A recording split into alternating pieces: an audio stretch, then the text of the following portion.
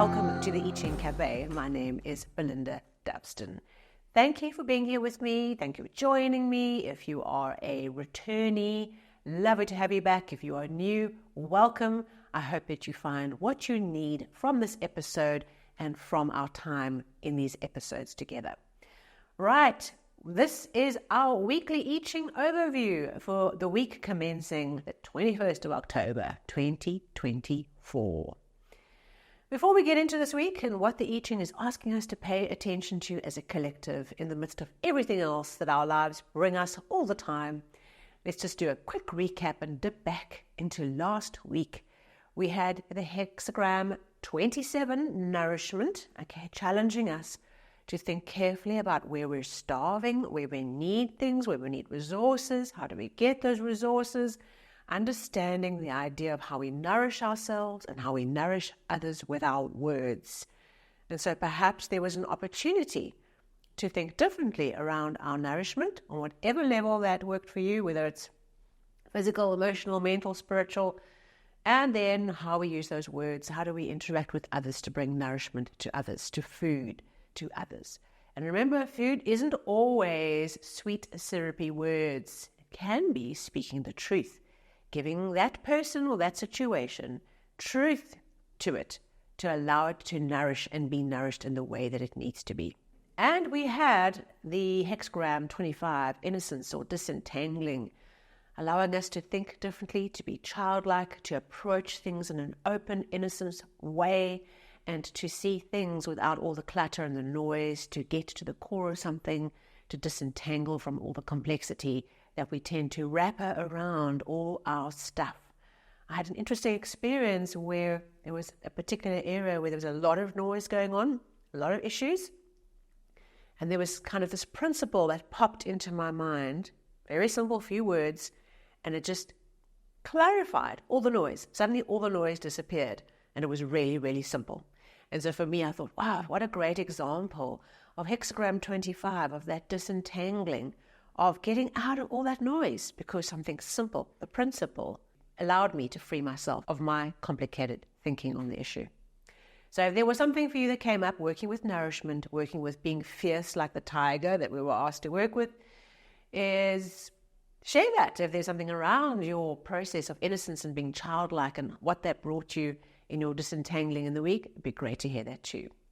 Right, so this week, what are we focusing on? Another flow of change, connecting us to the next stage of our development.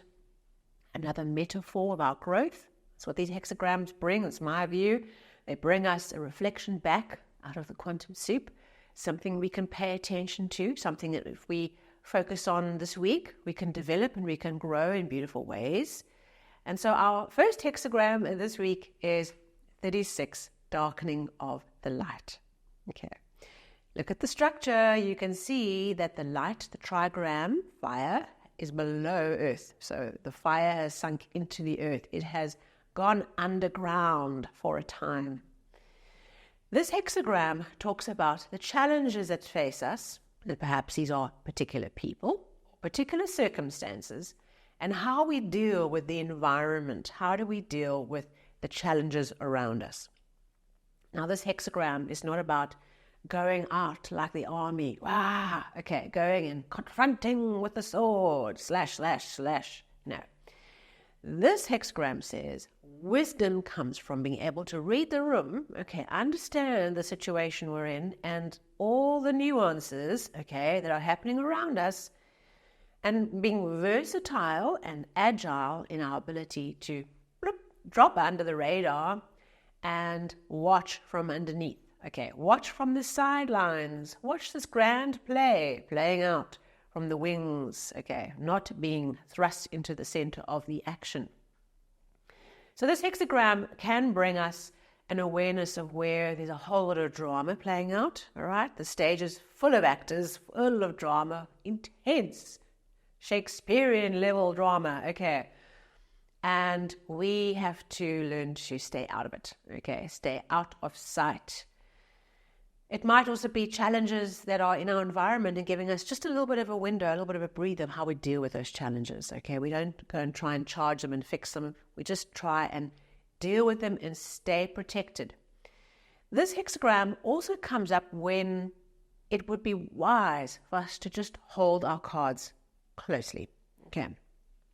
This is obviously particularly relevant if you are a person who likes sharing, like sharing openly with what you're doing and what you're, approaching and all that kind of thing. And you can sometimes cast your pearls before swine.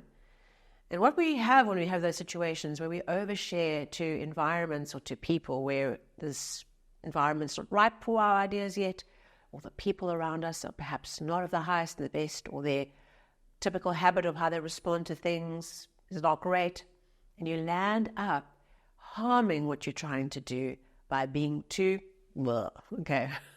not being discerning, not reading the room, not paying attention to the flows and forces around, and having your little spidey sense, your radar going, this doesn't feel right. The time is not right. This is not the right environment. Just keep quiet.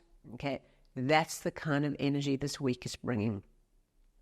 And what it brings to us is the ability to build that muscle, to read that room, to understand what is happening around us, and not just to blunder through our situations thinking everything is la-di-da, okay, everything is happy. It's not always like that. So very often with this hexagram, it's about understanding that there are wolves. Now, wolves move in packs and wolves move on once they realize there's nothing to be gained from you. So we often think of this metaphor of like being in the forest and you out in the woods, you've got a fire going, and the wolves, you can hear them in the distance, and you got to take precautions, okay? Whether it's bears that are out there or wolves that are out there or whatever it might be, vicious snakes, whatever it might be, okay? We take precautions, okay? We take our fire and we build in a fire pit, right? We are vigilant, okay, how we manage our camp. That's the kind of energy. We're just cautious, and we're aware, and we read the room, and we have our feelers open, and we're just tuned in, and we separate ourselves from the drama that's playing out on the stage. We remove ourselves emotionally, psychologically, just enough that we can see it play out, but it doesn't touch us. That's the kind of energy we want to bring to the week. A little bit of distance, a little bit of safety, a nice bubble, good boundaries, and a little cloak of invisibility would go a long way. Okay, we can do that. Now, 2 changing lines for this hexagram this week that bring us something specific we can work on. A particular pop of change, a particular focus point in this idea of darkening of the light to help us work through it. In line 4 and 5 are 2 changing lines for this week. In position 4, this line speaks about penetrating to the heart of the darkness, understanding the Prince of Darkness and his innermost secrets. Very dramatic. Okay, what this really speaks about, it speaks about the idea of the darkness, the challenge, all right, that has approached us, the situation, the play that is playing out, all right? And in the process of the week, we get the opportunity on some level in our lives, on some particular situation. It might be a small thing, it might be a huge thing for you this week. We get to the heart of the darkness. We see the evil, okay? And sometimes when we see the evil and we recognize it for what it is, we understand immediately, because we can read the room accurately, we can read the situation accurately, what it is we need to do. And with this changing line, because we get and understand the Prince of Darkness, what's in his deepest secrets, we understand what is at the center of this challenge. What is the real issue? And you realize, oh my goodness, I don't need to do this. I don't need to solve this problem. This is beyond me. The Prince of Darkness has got issues I can't fix. I can't deal with the situation. I can't change the situation. I don't want to change the situation. This is not mine. I'm getting out of here. And so the line, the awareness that comes by understanding the situation, helps us to recognize where it is we need to vacate. Okay, where do we get out of the situation before the storm arrives. This might mean for you that you get some information about a client project, for example, where you realize the scope of the challenges are such, some aspect of difficulty, which is not yours, is so beyond what you want to do, the thing that you want to embrace in your life at this time. You want to cancel the project before it goes totally pear-shaped. Okay, so that's the idea of getting to an awareness of what the real issue is. Okay, what's at the heart of this challenge? And in doing that, you realize, oh no, let's get out of here, okay? And getting out of the situation, withdrawing from it, throwing it away, letting it go, and doing that before the storm arrives. So there's a window of opportunity, something here that we're needing to see something that's going to allow us to make an important decision. And it's about being aggressive and assertive, okay? We've had this very masculine, assertive, do-it energy in October across all our weeklies and the monthly. Do it. Remember, biting through and stripping, okay, is our monthly overview. And perhaps penetrating to the heart of the darkness this week, we see the thing, okay, and we go, oh, let's get out of here. No, no, no, no, no. And I love what Stephen Karsha says about this line, is that in recognizing this and seeing the heart of the darkness for what it is, okay, dramatic, we in a way can reclaim our lost intelligence, or a part of the situation, or part of our awareness on the situation where we became disconnected from our true intelligence on this issue, right? Maybe we didn't have the right information flowing to us. You know, that idea of intelligence being the flow of information at the right time. But applying our intelligence and recognizing we need to reclaim an era of intelligence where we were disconnected, where we were not in tune with what was really going on, using aggression or assertiveness to get out, make a decision, and get out of there. Okay, so work with that line as you will. In line position 5, okay, line 5 says you probably on a particular issue are stuck with a difficulty. Okay, there's some issue where most likely if we can't get out of the situation, we're kind of trapped in a particular situation. We have to see it through. This line gives us advice on how to deal with it. And the story that goes with it is a tyrant king, you can imagine, who is the epitome of the Lord of Darkness, okay? And this tyrant has imprisoned a prince of the realm, you know, one of the cousins, or, you know, someone who potentially could have some succession down the line, and this prince is imprisoned. And although you are the prince, you are living in the castle, the palace, and you are roaming around seemingly free, you are a prisoner, okay? And the way that as this kind of darkness of this king evolves and the madness escalates, the way that the prince survives is he pretends to be crazy, okay? Pretends to be either an idiot or crazy or surprised or unaware, an idiot, right? Just pretending to not know, pretending to be out of it and not a threat at all.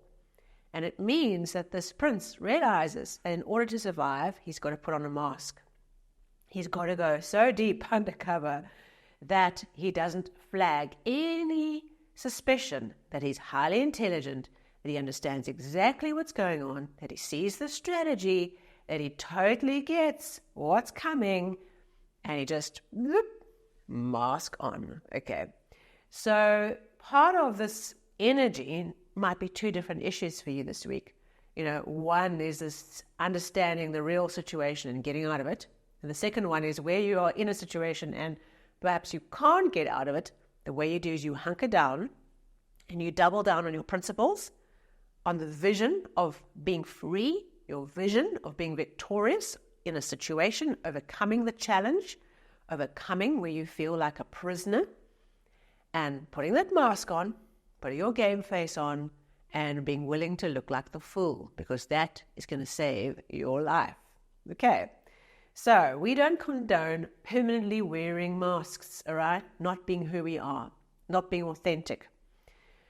But what we do is we are wise and we are agile, that when it's required, we can put on a mask and we can go undercover. We can smile, okay? When we don't want to smile, but smiling saves the day, okay? Or we can pretend to be crazy, because that keeps us out of focus, puts us, off in the mad bin, all right? So that's the idea. We're wearing masks as we work with this week. Either we're finding that darkness and we're getting out of it, or we're also finding places in our lives where we can't, and we just have to grin and bear it. And the way we do it is we go undercover, put on the mask, smile. Okay. All right. So where do these two changing lines lead us this week? We've got quite a lot of challenge. Let me not kid you that Hexagram 36 brings challenges. Oh, okay, difficulties to be dealt with, environmental issues, all right? This feeling of like, oh, there's stuff coming at me. But we can do it, okay? We can work through it. Because our second hexagram, what this evolves into, is full of energy, okay? This month is full of energy. Okay, this is hexagram 49, revolution. The overthrow of the old order being chucked out, so that the new can have space. The symbol of this hexagram, whenever we get it, I share, is this idea of the snake. Okay, the snake sheds its skin. It's a natural part of the process of growing. In order to grow, the snake must release the old skin. And snakes don't get caught up in holding onto their skin and worrying about the old skin and trying to hold on to it for as long as possible, which we do. The snake just merely finds a rock when it's time, 2 rocks, and he shimmies between them and loosens up that skin, and bloop, out he goes, ready for the new phase of growth. There is an opportunity this week to think about and to implement and to activate big changes. Okay. Now, big changes might be doing something revolutionary in your work life, in your team, at home, recognizing where it's time to completely overthrow a belief system, a habit, a particular thing, the whole thing. Okay, you've got to use your own life as a guideline as to where is this showing up for you. And if it's not showing up for you, don't worry about it. Stay open. Okay, but this energy of revolution is an ability to overthrow the old. And if we tap into this energy, if we use this energy this week that's here with us, we can really bring powerful transformation. The thing about this revolution energy, hexagram 49, it is quick, okay? And the chance to flick the switch and suddenly everything is different is there. Of course, like all revolutions, we have certainly had over the last, 10, 20 years, ample opportunity to see revolutions that work and revolutions that fail. And revolutions that work are ones where we stabilize the energy really quickly and we bring about order and controls and civil peace as quickly as possible, all right? Because a crowd that is wild, okay, who's overthrown the government and toppled statues, okay, when a crowd is wild, to take that wild mob and transform that into a just and peaceful group of people, all right, is quite a shift, okay. The wildness can just escalate and just continue to perpetuate wildness, and it can't settle down. So, likewise, when we think about our own revolutions, flick that switch, make the change, be bold, okay, because that energy is with us to make that change, but stabilize as quickly as you can, okay. Be firm in your principles and stabilize, all right. Okay, so that is our view for this week. There's action, there's energy, there's challenge. We can do this. We've got some tools. We've got a mask we can put on. We've got an insight into the Prince of Darkness that's going to help us make that decision to get out of something that's no longer good for us. Okay, we're going to be aware of the wolves. We're going to be reading the room, okay, and having our feelers up for what it is we need to pay attention to. And when the time is right, we're going to shed the skin and we're going to radically transform something about the way that we think or live or do or engage, and throw off the shackles of the old thing and recognize that we have the power to be everything we need to be, to make a contribution to society, to be happy, to create happiness for others, to be abundant at whatever level we need it, and just to be awesome. We have that power, but we've got to be bold and have courage and be willing to step into the change when it comes up to greet us. Thank you so much for being with me today. If this was useful, valuable to you, a thumbs up, a like would be great. And of course, if you've joined me for the first time, hit that subscribe button and the bell to get the notifications into your app. And of course, on the podcast, it's the follow button. And I look forward to seeing you next week for our last weekly overview for October. Where is this month gone? I have no idea. It's been action-packed, that I do know. Thank you so much, and I look forward to seeing you soon.